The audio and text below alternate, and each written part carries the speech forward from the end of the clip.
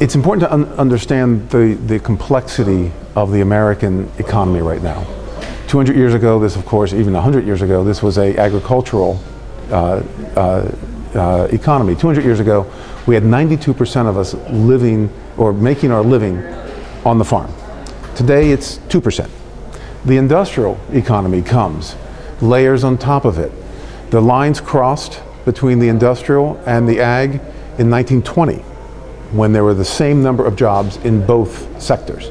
Obviously, the industrial continued to move up, and the ag continued to move down.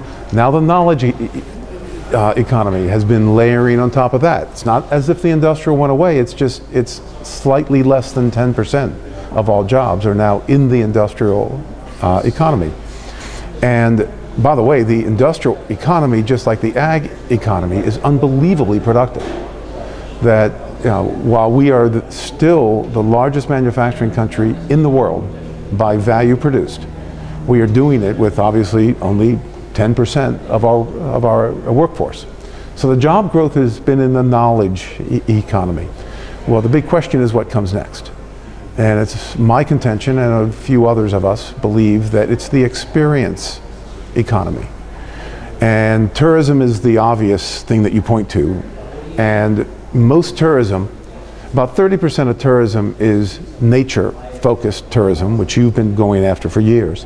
70% is walkable urban placemaking. So it's essential. By the way, the knowledge economy demands it as well. So you're hitting two birds with one stone. So to attract the experience tourist economy, you've got to have a there. But there's another whole aspect to the experience economy that we're just beginning to understand. The best example I can point to is the Apple Store. That the Apple Store didn't just reinvent retailing. It's a whole nother character. It's a whole nother generation. It's a whole nother paradigm shift of how you make money. And you know, the highest sales per square foot in retail up until recently has been a jewelry store. Very valuable small items in a very small space. You could achieve sales per square foot of $1,500. You know, Whole Foods does $800–900. A Macy's does $500 per square foot per year. Apple stores are doing $5,000 and $6,000 per square foot.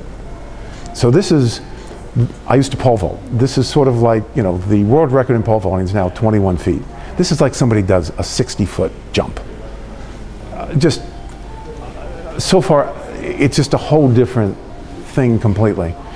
And so we don't know exactly where the experience economy is taking us, but we know that it will be taking people that are at the low end of the wage scale, increasing their skill sets, increasing their productivity, and therefore the sales per square foot, or however you measure economic activity, is going to increase dramatically, and their income is going to increase as well.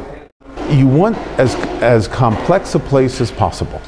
So you want to be going after multiple target markets, and you know, the young give the life to the community, the old have the money. So it's obviously best to have both. I have lived in a place similar to here. I raised my kids in a place like this, Santa Fe, New Mexico. And you know, very classic, that there are those that could afford to be there, that brought their money from outside, and the young had to really struggle. And so trying to keep that balance, and what Santa Fe did is moved into high tech. They're close to Los Alamos, you know, more PhDs per capita than any metro area in the region when you combine Santa Fe and Los Alamos, and they moved into the knowledge economy. Also the finance world, people that could move their money any place, they chose Santa Fe. So, and that brings in younger people who are working in those firms. Figure out where those walkable urban places should be.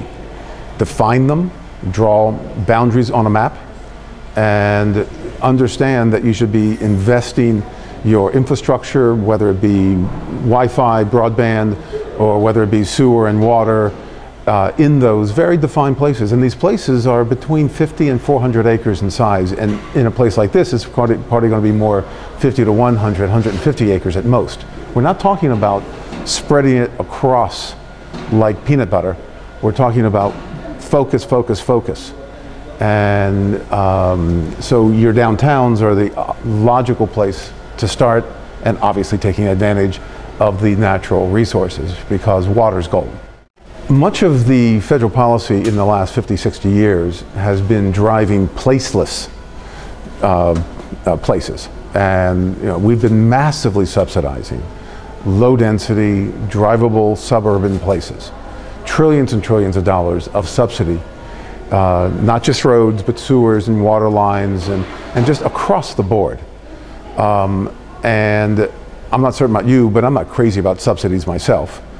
And I'm particularly not crazy about subsidies that don't fit today's economy. So we've got a lot of work to do at the federal level. There's a study that's about to be released by Smart Growth America and my organization, Locus, which is Latin for place, by the way, which is the real estate developers that are focused on placemaking in this country. And the study shows that the US government annually is spending or foregoing revenues of $500 billion per year. It's 15% of the total federal budget, and the vast majority of that is going to subsidize low-density development. Federal policy under this president has certainly supported placemaking. In fact, the OMB uses placemaking in analyzing budget requests coming up from the various departments. That's never happened before. So this administration has really focused on it. It's particularly the case with the HUD, DOT, and EPA sustainability partnership. The whole thing's about placemaking. So virtually the major domestic policy in this country is now focused on placemaking. There are two missing levels of governance in our society. The Founding Fathers did a remarkable job 200 years ago, but they missed that we are over 300 million people, and therefore the complexity of society is much greater. And there's, we have three basic levels of society, of government.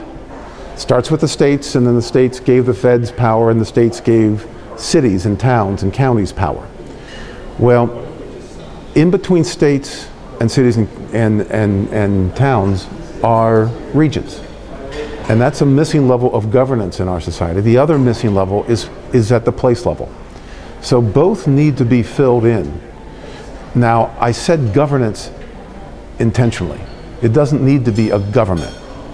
I find that regional governance and placemaking governance is best if it's what I refer to as a private-public partnership. And by that, I've intentionally flipped that. It's not, the normal way of talking about that is public-private partnerships. This is a private-public partnership because the private sector tends to be ponying up the bulk of the money to make this kind of stuff happen. So it's a different way of thinking about how we govern ourselves in our society. And Brookings, most of the Brookings Metropolitan Policy Program's work is at that metro governance level. All of my work is at the placemaking level as to how to determine organizational structures and funding mechanisms to make the place-based governance work better.